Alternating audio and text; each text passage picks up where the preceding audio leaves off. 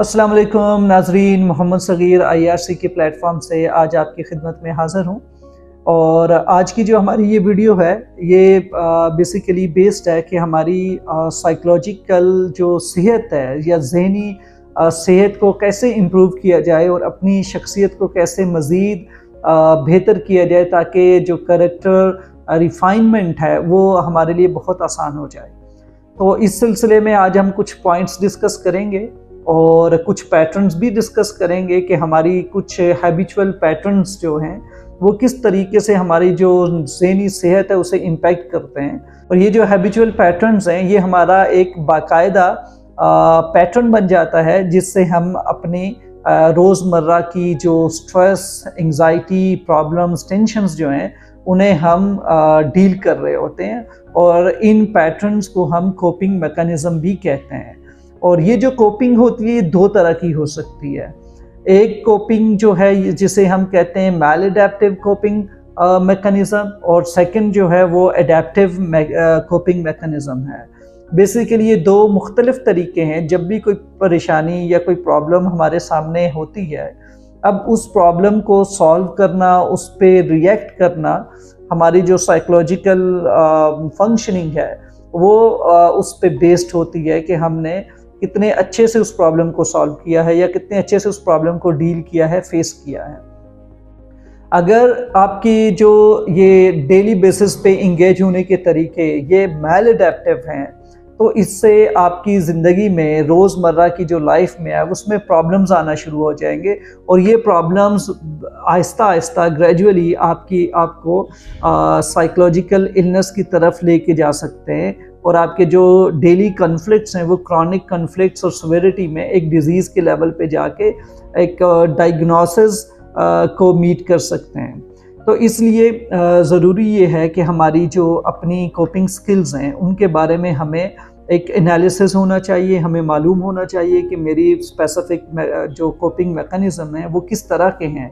For example अगर मुख्तलिफ stressors हैं तो उसमें कोपिंग जो स्किल्स हैं वो बेसिकली एक इमीडिएट रिएक्शन होता है, जो साइकोलॉजिकल रिएक्शन होता है किसी भी मुश्किल वक्त में या परेशान कुन लम्हात में आपका एक इमरजेंसी जो मैकेनिज़्म होता है उसे रिएक्शन कहते हैं। फॉर एग्ज़ाम्पल जो हमारे कोपिंग मैकेनिज़्म होते हैं वो अगर हम इमोशनली डिस्कस करें तो फॉर एग्ज़ाम्पल जब भी कोई भी परेशानी आती है हम इमोशनली ट्रिगर होते हैं, हम इमोशनली चार्ज होते हैं और वो इमोशन जो है अगर आपको एंगर की तरफ लेके जाता है और आप एग्रेसिवली उस सिचुएशन को डील करते हैं तो डेफिनेटली आपके उस एंगर की वजह से आपकी सिचुएशन ख़राब होगी, हालात ठीक नहीं होंगे और प्रॉब्लम या मसला जो है वो आपके हाथ से बाहर निकल जाएगा, उसको आप हल नहीं कर सकेंगे और मज़ीद परेशानी का बायस बनेगा। इसी तरीके से कुछ लोग जो होते हैं वो रूमिनेशन में चले जाते हैं। फॉर एग्ज़ाम्पल प्रॉब्लम आया और उस पर सोचना शुरू कर दिया और सोच सोच के आप अपनी उस एंग्जाइटी, उस फियर को कम कर रहे हैं, ख़त्म कर रहे हैं, लेकिन आपका प्रॉब्लम उसी तरह वे अनअटेंडेड पड़ा हुआ है, आपने उस पर काम नहीं किया। तो ये भी एक तरीका होता है मैलएडैप्टिव जिससे लोग इंगेज होते हैं। सेकेंडली कुछ लोग जो है वो डिसएंगेज हो जाते हैं। कोपिंग मैकेनिज़्म ऐसी स्ट्रेटजीज यूज़ करते हैं कि वो जो है एक अपने आप को उस प्रॉब्लम से डिस्टेंट कर देते हैं, दूर कर लेते हैं और डिप्रेशन और चीज़ों को गिव अप करना और अपनी जो इंटरेस्ट है वो आहिस्ता आहिस्ता लूज़ करना शुरू कर देते हैं ज़िंदगी में से और लो मूड के साथ अप्रोच करते हैं सिचुएशंस को। ये सारी की सारी जो है एक नेगेटिव तरीके हैं मुख्तलिफ़ किस्म की नफ्सियाती प्रॉब्लम्स को डील करने में या जो डे टू डे आपके स्ट्रेसेस हैं उनको कोप करने के नेगेटिव तरीके हैं, क्योंकि ये सेल्फ डिफीटिंग वेज होते हैं।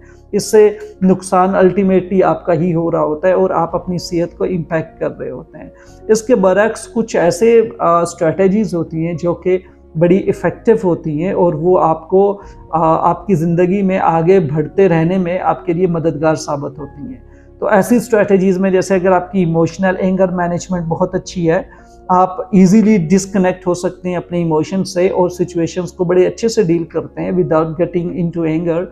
इसी तरीके से अगर आपको इमोशनली आपकी इमोशंस बहुत अच्छे से रेगुलेट हैं, कोई ट्रॉमा, कोई पास्ट की नेगेटिव मेमोरीज़ या कुछ इस तरह की इमोशनल सिचुएशंस जो आपको जो है ना हंट करने के बजाय आपको फैसिलिटेट कर रहे हूँ आपके इमोशंस बड़े अच्छे से रेगुलेट हुए हों, तो ये इमोशनल मैनेजमेंट भी आपको हेल्प करती है कि सिचुएशंस को अच्छे से डील करके और प्रॉपर एक सोल्यूशन के ऊपर जाना और प्रॉब्लम सॉल्विंग को फोकस करना कि कोई भी प्रॉब्लम है उसको मैं किस तरीके से सॉल्व कर सकता हूँ।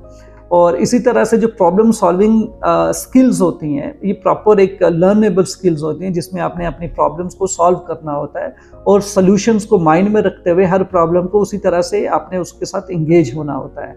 फॉर एग्जांपल, अगर कोई प्रॉब्लम है तो फर्स्ट स्टेप हमेशा प्रॉब्लम आइडेंटिफिकेशन का होगा। तो आप एंगर में जाए बगैर, किसी सेल्फ डिफीटिंग वे में जाए बगैर या कोई ऐसी स्ट्रेटेजी अपनाते हुए कि जिससे आप अपने आप को नुकसान कर सकें, उसके बरक्स आप एक ऐसा स्ट्रेटेजी सोचें। फॉर एग्जांपल कि मैंने ये प्रॉब्लम को कैसे आइडेंटिफाई करना है, ये प्रॉब्लम क्या है और ये प्रॉब्लम क्यों है।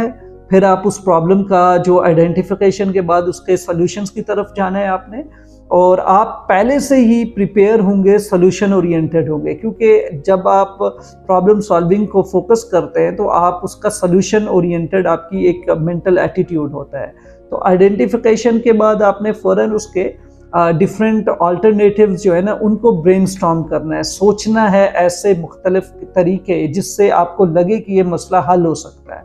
तो वो पॉसिबल जो है ना आपने अल्टरनेटिव्स सोचने हैं। सोचने के बाद उन अल्टरनेटिव्स को आपने लिस्ट डाउन करना है, उनकी लिस्ट बना देनी है और वो लिस्ट आपने इस तरह से तरतीब देनी है कि जो मोस्ट इफ़ेक्टिव सोल्यूशन है वो टॉप ऑफ द लिस्ट होना चाहिए। नंबर 1 आपका जो पॉइंट होना चाहिए वो आपका मोस्ट इफ़ेक्टिव सोल्यूशन है या अल्टरनेटिव है। आप फिर उस अल्टरनेटिव को अप्लाई करें उस प्रॉब्लम को सॉल्व करने के लिए। उसके लिए जो भी दरकार प्रिपरेशन है या जो भी आपको उसके लिए इंफॉर्मेशन चाहिए रेलेवेंट, और वो आपने हासिल करनी है और फिर अप्लाई करना है उस तरीके को। तो जब ये तरीका अप्लाई करेंगे तो डेफिनेटली आपके पास एक आउटकम जनरेट होगा, एक उसका नतीजा अखज़ होना है। उसको इवेल्युएट करें, क्या प्रॉब्लम सॉल्व हुआ है, क्या वो जो आउटकम है वो पॉजिटिव है या नेगेटिव है, उसका आपको फ़ायदा हो रहा है या उसने आपका प्रॉब्लम सॉल्व किया और अब आप अपनी उस स्ट्रेस को, उस परेशानी को ओवरकम कर चुके हैं या उसकी वजह से प्रॉब्लम परेशानी आपकी मज़ीद बढ़ी। तो उसकी इफ़ेक्टिवनेस आपने इवेल्युएट करनी है। अगर तो इफ़ेक्टिवनेस पॉजिटिव है तो ठीक है, अदरवाइज़ आप जो है ना अपना अल्टरनेटिव में से कोई और मेथड भी ट्राई कर सकते हैं। तो ये एक ईजी वे है कि जो भी आपकी प्रॉब्लम्स हैं हमेशा उसके लिए प्रॉब्लम सॉल्विंग टेक्निक्स का इस्तेमाल करें। और ये जो बड़ी सिंपल सी टेक्निक है तो आप इसे अपनी ज़िंदगी में ला के जो आपकी लाइफ से रिलेटेड स्ट्रेसर्स हैं, एंग्जाइटीज़, परेशानियाँ हैं, आप उन्हें बड़े अच्छे से डील कर सकते हैं। होपफुली ये जो टेक्निक है आपके लिए मददगार साबित होगी और आपकी ज़िंदगी में आसानी का बायस होगी। इसी के साथ आपसे इजाज़त चाहूँगा। अल्लाह हाफ़िज़।